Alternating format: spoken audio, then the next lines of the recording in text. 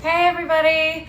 I am starting a bit of a series today, so I want to say hi to everybody who is able to join. I wasn't able to get a lot of information out because I was trying to figure out what to do and what to talk about. But I thought that the best thing during pandemic, and also because I feel like one of the busiest people known to man. I wanted to talk to you guys about something that we call Zoeifying at the kitchen. When we're catering, oftentimes I'm looking at menus and looking at what the clients want or looking at new ideas that we have, and I'm like, we got to Zoeify this. And to Zoeify something means to make something really exceptional, totally amazing, but cut out half the steps or maybe take some shortcuts to get there. So always having a completely excellent result, but keeping it super, super simple.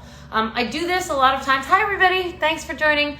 I do this because I feel like what I really want to cook, I almost never have the time to cook. And I feel like you guys are probably the same. You're busy, you have busy lives, work is busy, you have kids tugging at you, you can't get the ingredients you want, whatever the case may be. Zoeifying is like my way of life.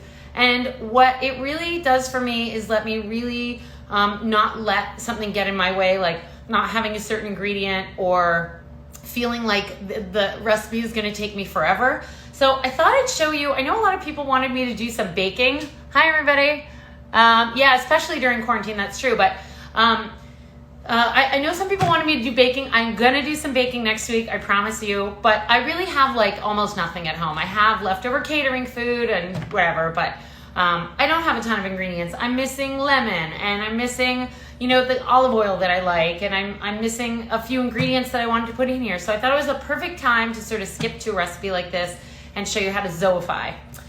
You can also Zoeify a table, you can Zoeify an event. It's really getting the most beautiful thing you can with the sort of least amount of effort that is not going to kill you. So, hi guys, thanks for joining. Okay, so what we're gonna Zoeify today is some hummus. Now, hummus sounds easy. I know a lot of you have probably made hummus, but at the kitchen, I kind of like to take hummus to the next level. This week in the weekly delivery menu, we had a carrot hummus. It had some yogurt in it. It had all sorts of stuff on top. And it's also a way to kind of use up what you have and make all the kind of separate ingredients that you have into one delicious thing. I know a lot of people this past week were saying like, can you teach me what to do to entertain when I have like a few people I'm allowed to have in the backyard and I can't run and get stuff. So we're gonna Zoeify some hummus. I love making these recipes because you can go in so many different directions with them.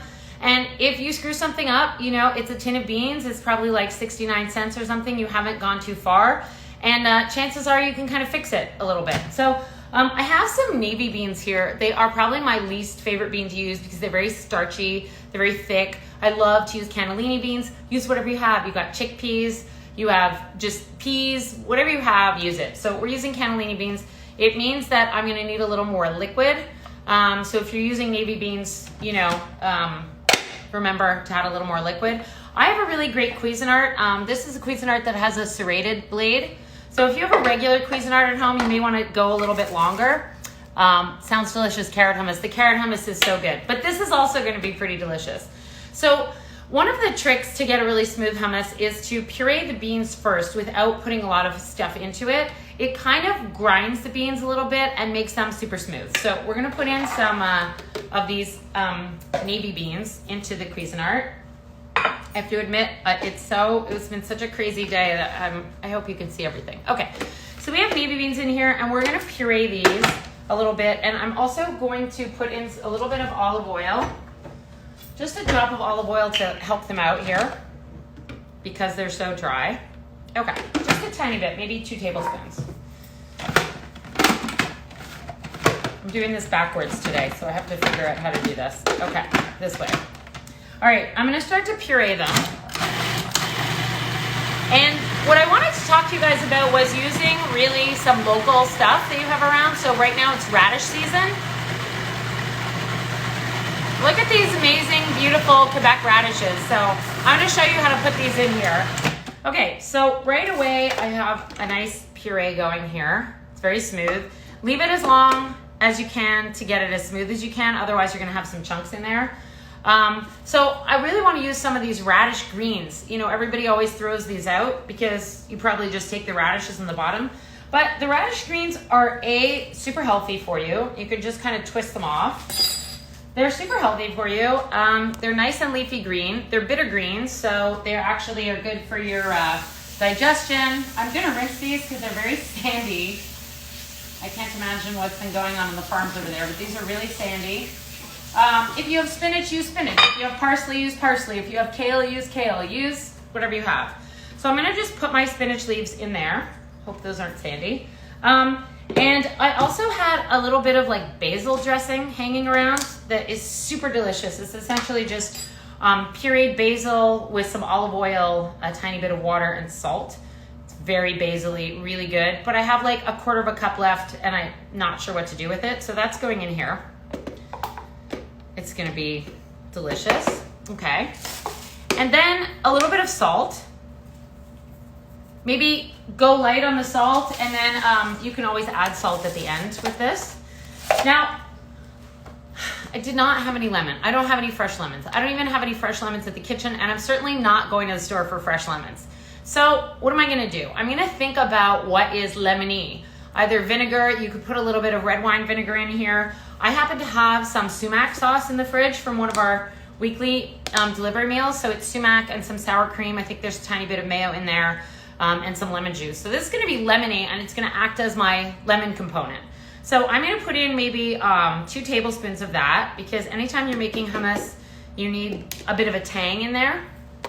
And of course, the main featured event is tahini. This is my favorite brand of tahini. We use so much of it. And what I like about this tahini is it's thick, but it's smooth. So tahini is one of those ingredients you don't want to cheap out on. No cheap tahini. You want it really smooth, like smooth peanut butter. And anytime I'm making hummus, if you want to make it really luxurious, you put in a lot of tahini. So I'd say I'm going to put in about half a cup here. Probably best if you measure. I almost never measure, which is why the hummus never comes out the same. So let me just process this up a little bit. So we're going for green here. Green hummus.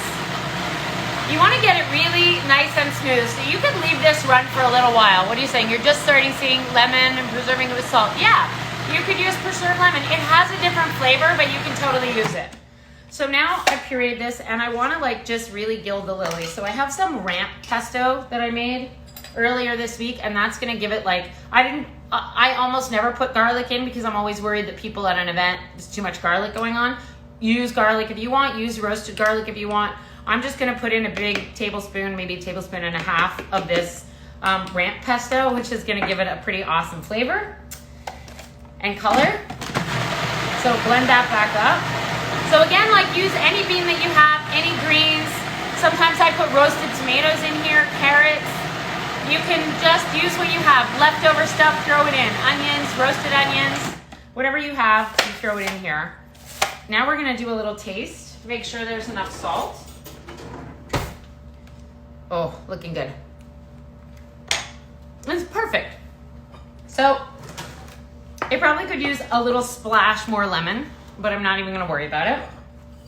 And so then I try and find like some beautiful bowl. I remember someone saying once, anything in a beautiful bowl is a beautiful meal. So my hummus is nice and thick. If you want it thinner, you can add more liquid. If you like it thicker, you can always add less liquid while you're making it. It's really up to you, however you like it. Now I'm going to put a little bit more of the ramp pesto around the top just to give it a little bit extra flavor. Somebody dipping into there. Now, of course, during COVID time, we don't really want to be sharing anything. So my suggestion is you can put these into little cups. Have your friends each can have a little cup. I have some really beautiful olive oil here. This is actually from out in Napa. I'm gonna put a nice drizzle over my pesto here. Don't be shy with this. A really nice drizzle of oil over the top. And I tend to like a bit of a crunch with my pesto. So somewhere around here I have some almonds. Always losing everything. Let's see, where are my almonds? I don't have any almonds. Maybe you could use pumpkin seeds. Look here, what I have right in front of me is a little bit of za'atar. This is a very fresh green za'atar. So I'm gonna sprinkle that over the top. So good. Maybe a little salt and pepper just on the top too, tiny bit. A little bit of pepper. And then look at this delightful bowl of hummus that you might want to share with people. I can't believe I lost my almonds. I'm so sorry. They're somewhere down here. And I would normally serve this. We have some pitas this week. My favorite pitas. These are artisan pitas that you can get in Montreal, Pita Royale. You can either toast these up and make some nice pita chips. If you want to do that, you could kind of like open them and then put tons of olive oil, cumin, maybe a little pomegranate molasses, which is a secret that we throw in all the time. So I would just maybe tear these up, especially if you're doing this in the backyard. Everyone can have a little tray, a little plate. And then what could be better than pretty much putting absolutely everything into your hummus, whatever you have. This has some basil sauce that I wasn't gonna use up. It has a little bit of sumac sauce or yogurt in there. Radish greens, which are extremely healthy for you, bitter greens, some za'atar on top. And I think that took us like 5 minutes. I mean, what could be better? So there you have it. That is Zoeifying. You want an exceptional result from putting in effort, but not killing yourself for effort. You look like your star. Your friends are having a good time. Your family loves you. Have fun Zoeifying. And next week, on Monday, I'm going to do maybe something a little more intricate, a baking segment. And you guys can ask me anything you want about baking. Let's see what you're saying. Looks yummy. Yeah. The radish greens. Never throw out the radish greens. Any greens, even carrot greens. Those are really tough. You need to maybe boil those, parboil them a little bit until they're really, really soft, or saute them until they're really soft, and then throw them in. All your greens all summer, don't throw them away. Kale stems, chop them up. Don't waste anything. Throw it in there. And especially to me, like if you blend it up with some beans, it will be delicious. Beans and lemon and lots of tahini, really good tahini, and you will be a star. Use what you have. Use up any little bits. I always save little bits of breadcrumb, throw them on top, make it look really beautiful, and away you go. Zoeifying.